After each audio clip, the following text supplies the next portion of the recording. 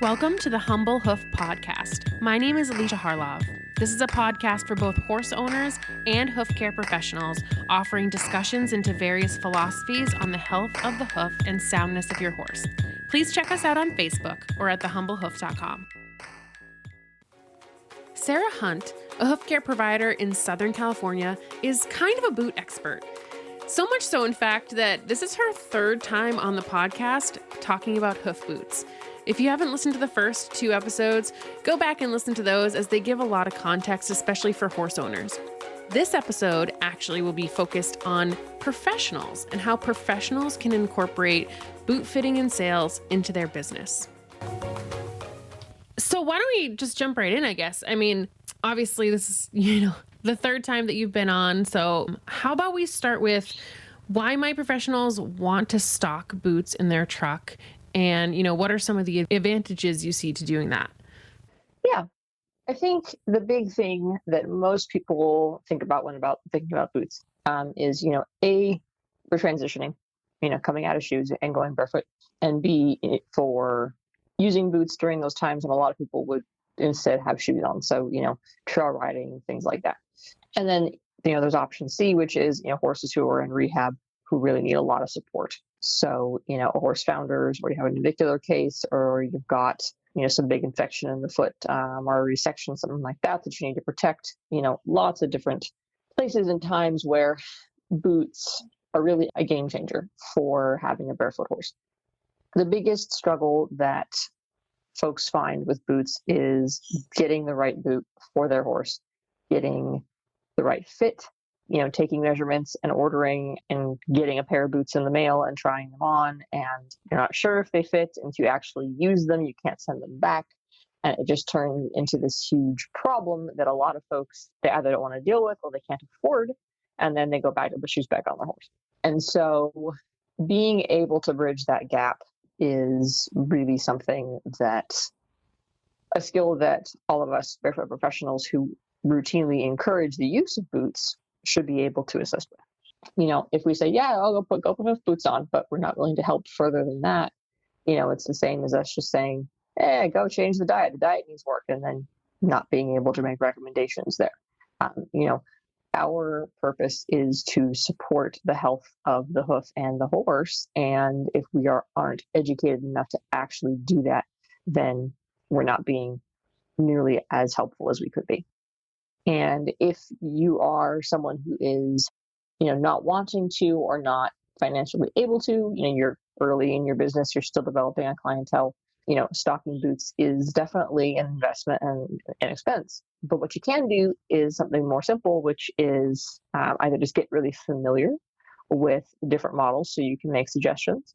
You can just get fit kits and just have a fit kits in your truck so that you can actually use an easy boot glove or a scoot or an equine fusion fitting shell and be able to then say, hey, based off of, my experience, I recommend this model. Here's the size. You can go online to your favorite store and order it, and then know that you're at least that much closer to getting the right boot. So yeah, my mindset is really the boots are often the make or break. No one wants to see their horse foot sore, and a lot of folks would love to be barefoot, but they can't deal with getting their horse through that painful period when they've got really problematic feet. And being able to bridge that gap really makes a difference. Yeah. And honestly, I always stock easy boot clouds in my truck at all times because I never want to show up to a situation where a horse is really uncomfortable and not have something I can immediately put on the foot and get them comfortable. Where I struggle, and I think that a lot of people listening might have the same kind of issue, is I struggle with stocking riding boots because the amount of choices that you have and the amount of sizes that you would need to be able to offer any boot of any size to that one specific horse that needs a riding boot. It would be such a huge undertaking, and it would take up so much room. It's something that it feels a little daunting. Do you know what I mean? For sure. And I work out of a Toyota RAV4, a small little SUV. I do not have a ton of space in my vehicle. So I totally hear, needing to prioritize okay, I have X amount of space. I have X amount of money to purchase inventory with. I have X amount of, you know, effort and energy and time. What is the best way to approach this for my business? I actually started my hoofcare business back in 2018, focusing on boots. That was my main focus, not trimming. I had a lot of experience with boots from my own horses, from fitting horses. I had 5, 6 horses that I had fit over the years, and of course they all needed different things. So I had this huge giant tub of boots in my tack room, and so I would go and I had friends who called me, and so I'd go and try and see if I had any boots that worked for them, and da da da da. I realized I probably should just do this as like a business. This would be something I could do, and it was out of that helping people get their horses trimmed better so that I could fit them for boots, because often I'd show up and the feet were just not going to work in any kind of boot, and then folks would call me back and say, hey, can you come trim again because the horse is doing great, and then so on and so forth. And I ended up pursuing certification with PHCP and da da da da. And now I do trim full time. But I started from a booting perspective. I started out with Easy Care and Scoot Boot. And then as part of PHCP, and now I'm also a Cavallo dealer, and then I've added Equine Fusion.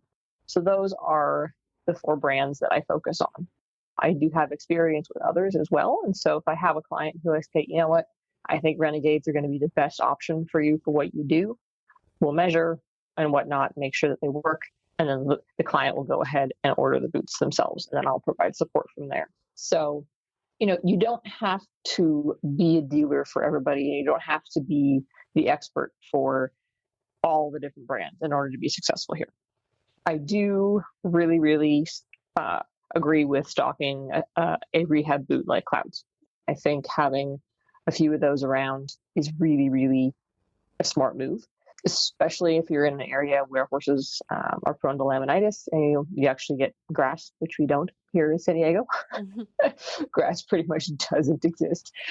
So we don't get a lot of like seasonal laminitis with spring grass and that kind of stuff. But, but the thing is, what we have here is hard ground, really hard ground. In the summer, our dirt is basically concrete. And so, I pull shoes off of horses and they need protection. So I personally don't stock Clouds, but I do stock a lot of Cloud pads, and I use them in different boots depending on what I'm focusing on with that particular horse. So I think for professionals, having a support boot for rehab purposes is really critical. I personally don't allow a horse to go unprotected after initial trimming when I'm pulling shoes, with perhaps the exception of you'll get those feet where, the shoes were tacked on for 2 or 3 cycles and then you pull them off and all you have to do is bevel the walls back and the feet are beautiful. And it's like, well, your horse is probably fine. But let's be real that most of the time when we're pulling shoes, those feet are in bad shape. So I pretty much don't allow a horse to go without something, whether it's hoof armor, casting, even just by itself. Usually folks will purchase boots here and there if I've got a horse who I know that I'm going to be coming back in 2 weeks and doing another trim and changing things more. I have a couple of pairs of loaner boots that I'll let the client borrow for a couple of weeks. So that's always a priority for me is, okay, shoes are coming off. How are we going to protect this horse? So I think it's critical for us as professionals to have that solution there. Here in California, we do have this brilliant shop, Riding Warehouse, which major shout out, but it is free overnight shipping within the state of California. So whenever I do have an issue and I don't have something, we'll just duct tape on some Cloud pads and call Riding Warehouse and get something out that day, and they'll have it the next day. And that's saved me a few times when I have a horse who, really, really small or really, really large foot that I don't have boots for. But for the most part, I do my best to always have something to protect those horses that are just coming out of shoes. Yeah. And when it comes to riding boots, how do you or how might a professional decide which boots they might want to stock or which ones they might want to have a fit kit for? And I guess that's going to be individual to various situations, but I don't know if you have any tips for that. Mm-hmm. I definitely recommend fit kits. For the most part, they're not terribly expensive. And they will allow you to fit any size, and they don't take up that much space. So I have an Easy Boot glove fit kit, which also works for a glove glue-on fit kit, which is great for those of us who also do some composite work, glue-on work. And then I have a Scoot fit kit, and then I also have the Equine Fusion fit kits, which the Equine Fusion fit kits are not whole boots; they're just the soles, so they're not 100% in the what this fits. This is an actual boot that I'm fitting on your foot, so we know exactly what size to order, but it does land you in the ballpark. So, those they're not that expensive. They don't take up very much space, and they're really something to have in your vehicle so that no matter where you are, you can say, hey, look, I don't have boots for your horse, but I can fit them, and not by measurements and guesswork, but by actual, here's a boot. I'm going to put it on your horse. My success with fitting boots just went through the roof when I moved to using fitting shells. So I really recommend doing that. Going a little bit out of our way to help our clients succeed, it pays off. It makes your clients feel supported. It makes the clients feel like you are there for them. You're going to make sure that they have a successful barefoot transition. It's just not that hard to do. And it's going to improve your expertise and really add to the value that you can bring to your clients. Being able to provide not just great hoof care, but support to the feet and all that they do between each trim helps you provide that next level of care and service. And even more so, what I've found is my owners who are more involved in the horse's hoof care through the use of boots really create a better relationship for me to work with them. And then also they're much more in tune with their horse's feet. Partnering with your client to get them hands-on through boots really helps them understand, okay, this thing on the foot is changing, it's different. And they call you between trim cycles and say, hey, something's going on. This isn't right. And so you don't show up at 5 weeks and go, this is a problem. That now you have a big thing you have to fix. Whereas when they call you partway through because their boot isn't working anymore, you can say, hey, send me a picture, and go, oh dear, you've got a big old, chunk coming off of here because we have a white line infection that's been burrowing in there that we haven't noticed. And I need to get out there and I need to trim it back, and we need to treat it. And, or even just change in wear patterns. They might see something and you go, well, hang on a second, let's investigate this. And you find that, the horse is having an issue higher up the body. And so we can get, body work on board, or call the vet, or do all of those kind of things that we need to do to be a big part of the owner and hoof care provider relationship. It's not just show up, trim, and leave. This is something that becomes kind of almost an organic being of itself. A lot of clients start seeing the value in learning basic grasp work to help their boots to fit, which also means that the horse's feet are getting a little more attention between times, and that's going to make it easier on us to make improvements to these feet more quickly over time. So yeah, my owners who use boots routinely, they're more concerned about staying on trim cycle. They invest more time in their horse's feet and their bodies and their soundness, and the relationship that we build is a lot stronger, and the horses end up all the much better for it. So booting goes beyond just sticking something on the foot, which is realistically what we're trying to do when we're taking the shoes off. We're not just sticking something on the foot and leaving. We are building something that becomes part of the everyday level of horsemanship.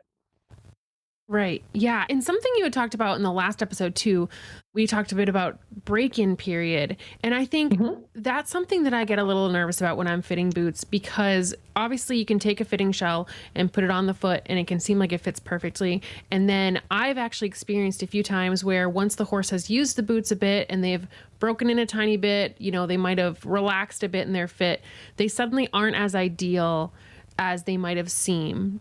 And I didn't know if you have experienced that and how you might accommodate that. I don't want to put a fitting shell on that's extra tight to accommodate for break-in if that's going to then cause rubs. So yeah, I don't know if you have any tips for that or thoughts on that. With Scoot boots and their fitting shells, they don't have straps on them. The pastern strap on a Scoot boot is not meant to be tight, so that doesn't affect fit. It's just a matter of the front straps and seeing how much of a gap you're going to get in the front of the boot. Is it too narrow, too wide? Or the right width for the front strap. So if you want to, you can add front straps to your scoop boots, fitting shells, to get an idea of how that actual boot is going to fit the foot. But again, some of this just comes with experience. And unfortunately, there's really no substitute for that besides just doing it and screwing up and then doing it again and potentially getting it right the second or third time. And the thing is that some horses they are difficult.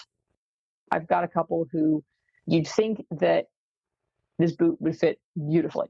And either they do something weird and like at the fourth week of their trim cycle, they just start rubbing like crazy, or it's how they move. They have some lateral movement or some twist or something to their movement where you have to just keep trying boots until we get it right.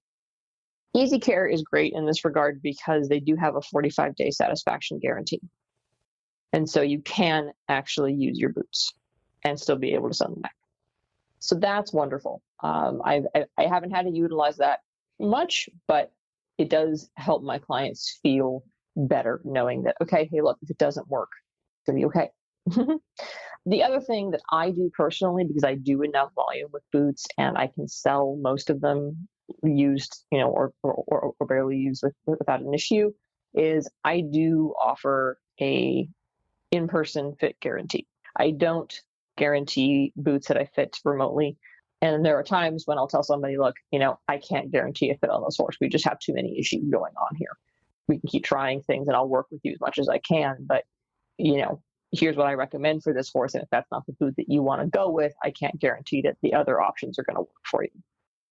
So obviously this episode is more geared towards professionals, so we can talk a little bit more about, the professional side of things and how we're working with clients on these boot fittings. So for people who might want to stock the fit kits and not necessarily stock the boots themselves, do you typically charge for going out there and spending the time fitting the boot? Do you then, let them go and order the boots themselves? Would you order the boots for them and then, have it drop shipped to them or sold to them? How do you work out the compensation for your time in fitting those boots? Because it can be a significant amount of time. It really can be. I did a boot fitting the other day and I was there for an hour and 15 minutes. Yeah. And there was no trimming involved. That was just trying on a few pairs of boots and talking to the owner about what the right option was going to be for her horse. So absolutely, charge for your time and your expertise. That is really what we're charging for, whether we're trimming, whether we're talking about diet, whether we're talking about boots and whatnot. That's what we offer, is a service based on our time and our experience. And so you do need to charge appropriately. So how I do it is have a base charge for the appointment. A certain percentage of that will go towards the boot purchase if they're purchased through me. For the most part, I do either have or will get for the clients the boots that I'm recommending: Easy Boots, Scoop Boots, Cavallos, Equine Fusions. If it's a boot that I don't have and don't stock, I'm not a dealer for, then I will help them figure out what size to order. And I will provide support for them in further appointments. I have them order a boot that I don't represent, because then if there's any warranty issues or stuff like that, then it's connected to the purchaser and not to me. If it is a boot that I do represent, then I will either have the boot with me, I'll have them at home, and I can either ship or drop them off next time I'm in the area. Or depending, I have a couple of folks that I work with who stock boots here in the States, like in the case of Scoot, and they can get the boots shipped to the client in pretty short order. Easy Care will do drop shipping, so that's also a choice. Cavallo is great about shipping to the client. So basically, if I do talk to a client, we do decide on a Cavallo, then I go ahead and take measurements. Usually Cavallo measurements are pretty accurate to sizing, and then I'll just give Cavallo a call and they'll ship a boot to the client. It works really well. It's a great system. And they offer that dealer status to PHCP professionals. So if you are a PHCP member, that's something to look into. So as far as being a dealer goes, there is the boot itself that you can sell. Scoop boot, there's one model right now. Cavallo, we've got 3-4 models right now that are pretty similar. Easy Care has a ton of models. Mhm. So Easy Care has a lot of models to offer. And that can be a great thing or not, sort of depending on how you do your business approach. I basically just do easy boot gloves. I find that the glove is just such a great boot that I can fit most horses looking for a performance boot in either a glove or a scoot boot. The other thing is that your glove fit kit is also good for a backcountry. So that's a great option. And we also have glove 50s now too as well. So just with the glove fit kit, you've got 3 boot options. So that's a neat way to go. And it's also a fit kit for the glove glue on. So definitely easy thing right there. Like I was saying earlier, have the fit kits. It's a straightforward, easy way to know and get your sizing pretty much accurate and not have to invest in having a whole bunch of boot stock that you carry with you all the time. The other thing about being a dealer is having accessories. So a lot of times I'll get phone calls or whatever from clients saying, "Hey, my strap's broke. What do I do?" That's something that having with you when you go and help clients or having available at home that you can pop them in the mail, that's really a great way to support your clients with their boot purchases. So having accessories, replacement straps, screws, pads, things like that, then you can support your clients with their boots without necessarily having to dig deep into the investment of the actual boots themselves if that's not something that you're able to do or that you don't want to do. And cloud pads, like we've said already, cloud pads are something that I think everyone needs to have on board because when you show up to a horse who's really sore, you need to be able to give them protection right away. So cloud pads are great, and you can use them in other boots as well. I've used cloud pads in caballos. I use them all the time in equine fusions. So it's not needing to have cloud boots to use cloud pads. You can also just tape or cast them on for temporary use as well. You can also think about just stocking the most popular sizes that you sell. For me, that's scoots and 3 and 4 slim, 4 sizes of gloves, and 4 sizes of equine fusions. I don't stock all the equine fusion models. I just stock all of them, the actives and the ultras. I'm contemplating stocking the ultra reins. I haven't decided yet. So, just because you're a dealer doesn't mean you have to have everything. And that might be where some folks get kind of hung up as they go, "Oh my gosh, Scoot Boot has sizes from M triple lock to 11 or 12." And a lot of those also come in slims. That is so many boots. That's right. How I don't have space in my garage. So you don't have to stock all those sizes. I've never sold most of those sizes, but I sell a ton of 3 and 4 slim. So that's most of what I have around. And I'll have like one pair of, everything else nearby in those sizes. But if I get somebody who needs a larger size, I can size them with my fit kit and then we'll order them that size boot. So that is definitely a way to go to get the best of both worlds there, which is be a dealer, have the boots on hand for the most part. But if you don't have that size, you can still size them with your fit kit and get them a pair of boots and not leave them to the mercy of measurements and sending pictures and hoping that what they get in the mail is going to work. Yeah, and you touched a bit upon, the accessories and all that kind of stuff.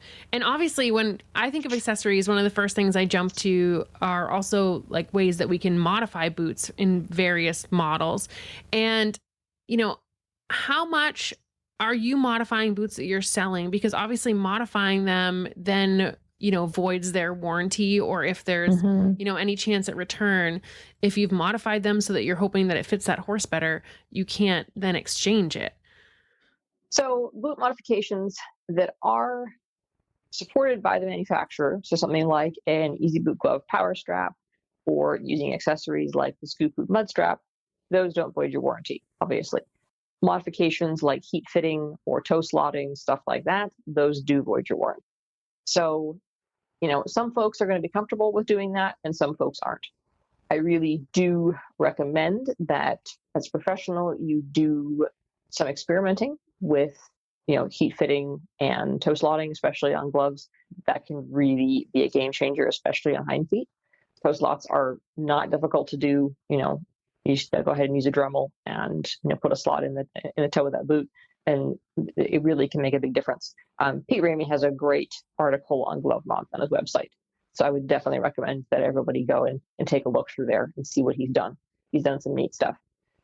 Getting creative with boots is something that comes with just time and use of boots and figuring out, okay, here's the weak spot in this boot for fitting this kind of foot. How can we improve it? Kind of just getting that ingenuity and that creativity going and figuring out, okay, how can I make this fit better? Just like a farrier does with a shoe, trying some new things, getting creative. You could do it with boots too. And I think that's one of the brilliant things about them. So basic modifications should be in your toolbox. Things like having a heat gun or a butane torch, hole punches, a screwdriver, super glue or Loctite, replacement hardware. That's all the kind of thing that I think having available when you are a healthcare professional doing anything with boots is something to have around. Not to mention there's going to be other times where it'll be useful to have those kind of tools with you anyway. So yeah, boot modifications are a great way to go. They do take some practice and some figuring out and experimentation, but don't let the potential voiding of your warranty scare you off of getting a boot that's really going to fit a horse. Yeah, and I guess something that might be harder to explain over a podcast, but something that I think will be really helpful for professionals is if you have any like quirks or like things that you've found are pretty consistently, you know, important to note in certain like fit kits or boot fittings, like a certain brand that you feel like, fits a certain way in the fit kit, or you might have to accommodate for when you're actually going and fitting the horse. I don't know if you have any tips for anything like that. So certain boots that fit less specifically, they have more room to flex over the duration of the trim cycle. They're less particular about exact fitting. Those are fairly easy just to measure for and then order, as long as you have a general idea of how boots tend to behave.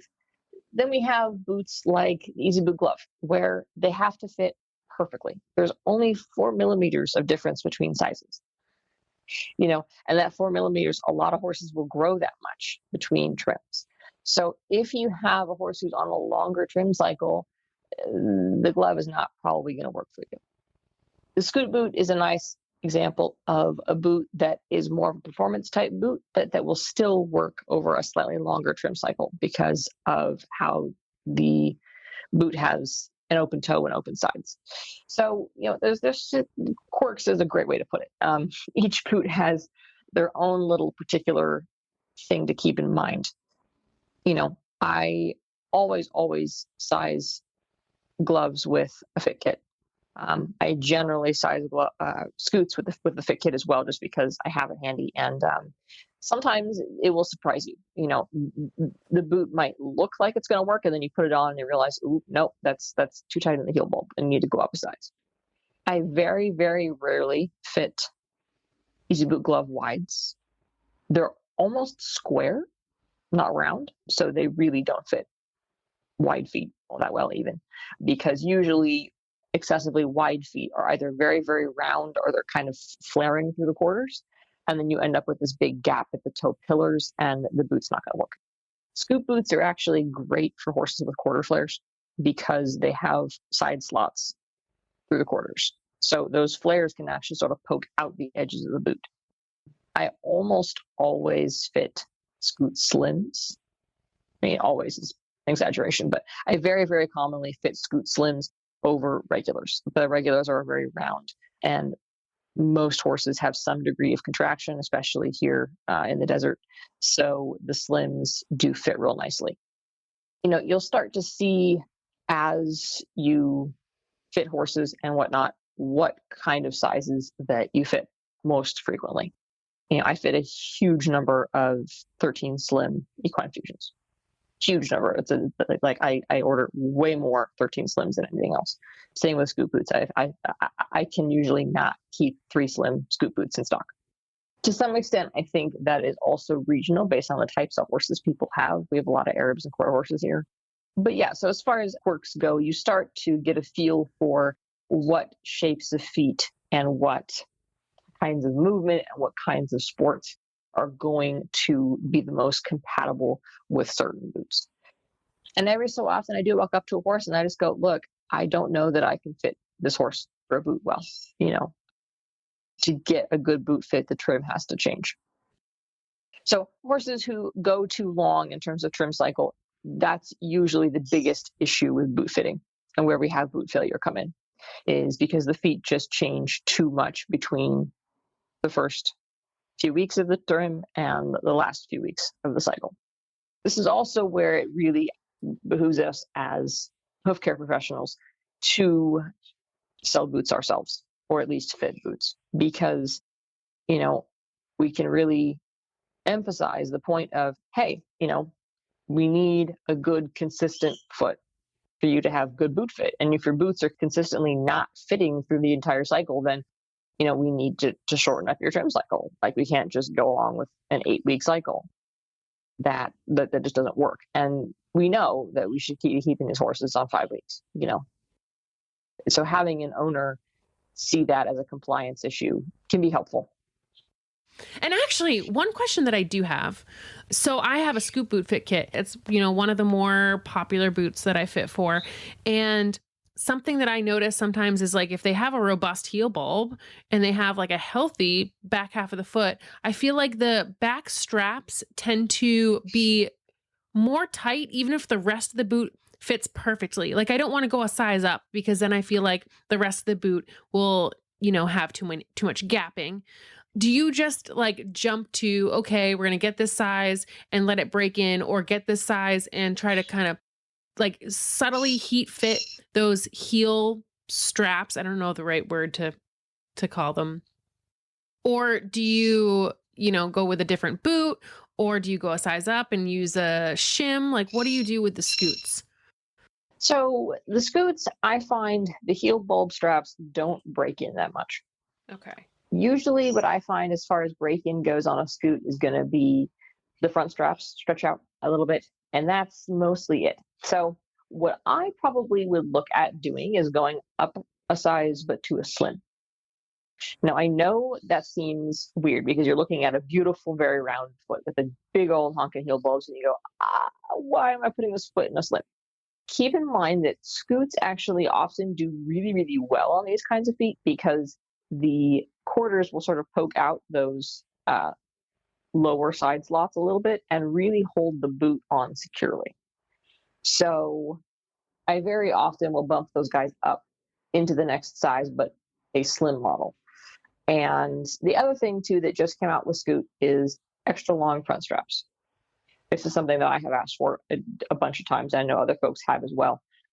So the long front strap is really, I think, going to be super helpful on those feet that in the past, like, I know I've had drafty type horses who I haven't been able to fit in scoots because, you know, the fit is great, except that that top front strap is just too wide because they have a really robust heel bulb. And so being able to have the extra long front strap, I think, is going to help with that a lot. So yeah, definitely consider going up into a slim, even though the foot looks like it should be in a regular size versus a slim. Getting a little bit creative with sizing is what's going to help fit horses who are not, that they're a little bit outside the norm of what the boots were designed to fit. You know, mules and donkeys, for example, are in that boat. You know, very often they have a more upright foot. It's going to be a lot more narrow. You know, even a real super healthy donkey foot, you know, they're just not the same shape as a horse hoof. They're just not, and they shouldn't be. So that's, you know, when modifying boots comes into play, and that's when getting a little bit creative and saying, okay, you know, so we're going to take an easy boot glove with the correct width for this donkey foot, but the donkey foot is too long for that size boot. So let's heat fit it. Let's put a toe slot in it, or, you know, we can do a power strap to snug everything up. You know, that can really be a great option. So that's when your modifications come into play. And a whole lot of this is just creativity and just sort of thinking outside the box. You know, hoof boots are designed to fit the quote unquote ideal foot, and that's great and all, but how many horses do we work on that have ideal feet? Right. It's just the majority of horses don't. So that's when getting creative with sizing and exploring your options comes into play. So sometimes we'll take a foot and we'll get it fitted up and then do some shimming in the boot itself to sort of bulk out the sides a little bit. That's going to be a really great option in a scoot boot if you've got a real long, narrow kind of foot with a long toe. Put them in a slim, put shims on both sides, and use a mud strap. Keep the boot nice and secure. All of the different glove modifications you can do, which is just really past a certain point, you can do whatever you want with those things. They're great. You can put pads from different boot manufacturers in the boot that you want to be using. You can exchange out Velcro straps for straps with buckles on appropriate boots, for like renegades, koalas, that kind of thing. If you have issues with Velcro, you can grind a breakover into boots. So if you have a horse who has some ring bone or some side bone and you really want to give them a lot of leverage reduction all the way around, then you can just go ahead and grind the boot back, move your breakover where you want it to be. Boots really give us so many options. Trimming is a subtractive process. We only can take away with a trim. And a whole lot of the time, you'll find yourself going, I really need to add something to this foot. So what are your options? You can shoe or you can put a boot on. And for a horse who's pretty happy most of the time, but you just want protection when they're exercising, why are you going to shoe every time? Just put a boot on. It's easy.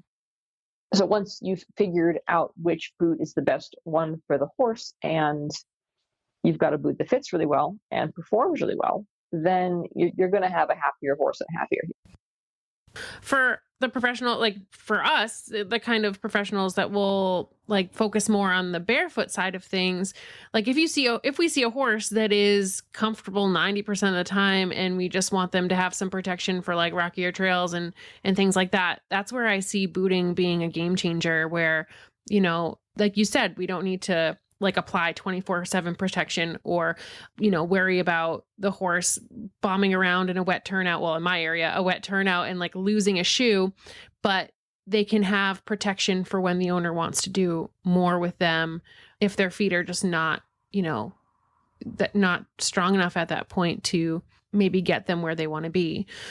So yeah, I think it's really a great thing for hoof care professionals to be able to provide that, and have that option for them. Mm-hmm. Yeah. And a lot of professionals who work with boots, they won't fit for clients who are not regular trim clients. And I totally understand that, because it does add a level of difficulty to trying to fit to somebody else's trim because you don't know the horse, you don't know how it's going to wear over time, you don't know, and you may not see the horse again. So I personally will fit boots for non-trim clients. I don't have an issue doing that. I do chat with the client about, okay, so here's the potential issues of doing that. I don't know how the horse exactly is being trimmed or how the horse wears or how the horse changes over the course of a trim cycle. So I can only be sure of the foot that I'm seeing in front of me that day. But I am happy to do that. Not everybody is, and I totally understand that.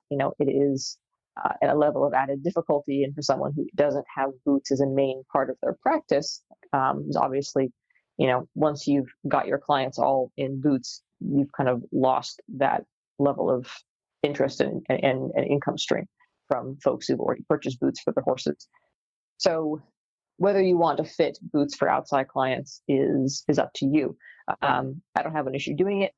It is a little bit more complex, but I have ended up with new trim clients from doing that, from working with them and describing to them, here are some of the issues that I'm seeing with how your horse is going. Here's some of the problems that we're having. Hey, I'd love to fit boots for your horse, but you have your horse on an 8-week cycle, and I just don't think I'm going to find success with that. And I think you're going to be unhappy with your results with the boot fit. You might need a couple of different pairs. So if you have 2 different sizes, one for the first half of the cycle, one for the second half of the cycle, and we end up with a horse who's on a short trim cycle, and then they may switch to a different provider as well. And so in the end, we get a horse who is getting better hoof care just because, hey, the boots aren't fitting when the foot gets really long. So that can definitely be a benefit for the horse for sure, and a personal choice as to whether you want to boot or non-trim clients or not.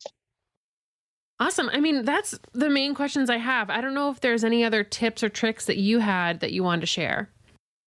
I mean, so much of this just comes from experience.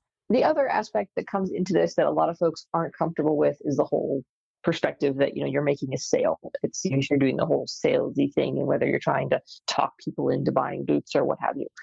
And for the most part, if you consistently market yourself as a healthcare practitioner and include boots as part of that service that you offer, it's a fairly natural evolution like diet is. As a part of your hoof care practice, you help horses grow healthier feet and you give horses hoof protection. It's all kind of a encompassing approach. And when you first chat with clients initially, mention that time for your boot fitting, whether they want it or not, but time is part of that initial appointment as well as diet. That's how I do it. And I've had a lot of success with, okay, my initial appointments, they're longer than a maintenance trim. We go over diet, we talk about hoof protection, we discuss the best route to get your horse transitioned barefoot. And that's just present that up front as part of the package. And remember that your time and your knowledge is valuable. Charge for the time that you give to your clients. I know it's really, really tempting to say, oh, okay, first trims are X amount and maintenance trims are Y amount, and only ever charge that even if you spend 3 times as long with that client, because you've got a lot of issues going on, or because the client wants to talk your ear off. Make sure that you are being upfront, but charge honestly for your time. People are used to paying for labor rates, hourly or what have you. And while it's a little bit different for a lot of farriers, hoof care is generally charged as a trim is X, a full set is Y, a half set is Z. For the most part, I haven't had folks be too upset with me saying, look, hey, your initial appointment is twice as long, that's twice as much. Kind of straightforward. Yeah. I mentioned earlier, I charge X rate for doing a boot fitting, and then they get a discount off of the boots if they purchase through me. I do that to encourage folks to buy through me because I've gone and spent all the time there. Sometimes I will have folks go, oh, well, I'm going to go online and look for used boots. And they're like, okay, that's, obviously whatever they want to do is their prerogative. Or they'll have me out and we'll go ahead and look at everything and they decide not to buy boots that day. Totally fine. They can contact me later and I'll give them the discount then. But the discount is off of the purchase of the boots. It's not off of the fitting, if that makes sense. Also, the other thing that comes into play when you are selling and exchanging and trading in boots is being able to handle some used boots. They're a really great option for folks who are on a tight budget or they're just getting started and their horse's feet are going to change and they know they're going to change over the next few cycles and they're probably going to need a different boot size. So being able to do work with used boots is great.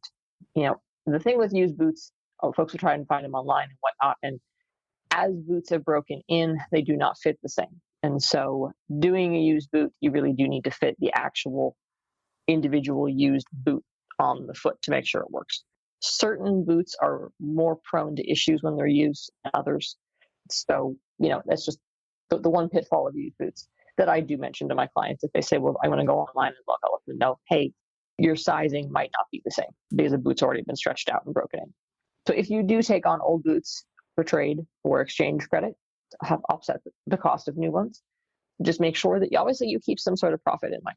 You do need to make money at this. This is your business and your livelihood, and you are providing a convenient service for someone who wants to trade their boots in. If they're looking for the most money out of their boots, then they can go and sell them themselves on Facebook or eBay. That's not your job. And don't take boots that aren't usable. I did that a little bit at the beginning when I was just trying to figure out how this all worked. And I've got a bin full of boots that are falling apart and only good for the trash bin that I have lost money on, obviously, because I did them in trade with somebody else. So definitely be particular about only taking on used boots that are resellable for a reasonable amount of money. So all in all, boot sales, they can really help your bottom line. In a business that doesn't necessarily make a lot of money. Trimming is not this massively profitable thing that we do. and we only have X number of trims and years of trimming in us, physically speaking. We have to keep that in mind. And that's another thing that's definitely nice about doing boot fits, is that it's not physically taxing. And so it's an extra way to kind of bring some additional income in and support your business and make your clients happier in the end. It's kind of a win all around, especially if you can make the investment to actually have boots. Yeah, absolutely. I totally agree. I think it's, a really great thing to have and to offer. And you're absolutely right. And I don't know if you've been feeling it, but I've been feeling it. We definitely only have so many trims in us. Yeah. All right. Well, cool. Well, thank you so much for being willing to do this a third time. Mm-hmm. Awesome. All right. Well, I hope you have a good rest of your day. You too. All right. I'll talk to you later. Bye. Bye. I always say that I'm slightly more hoof obsessed than the average person, and chances are, if you're listening to a hoofcare podcast, you are too. So we should probably be friends. Feel free to find me on Facebook or email me at thehumblehoof@gmail.com.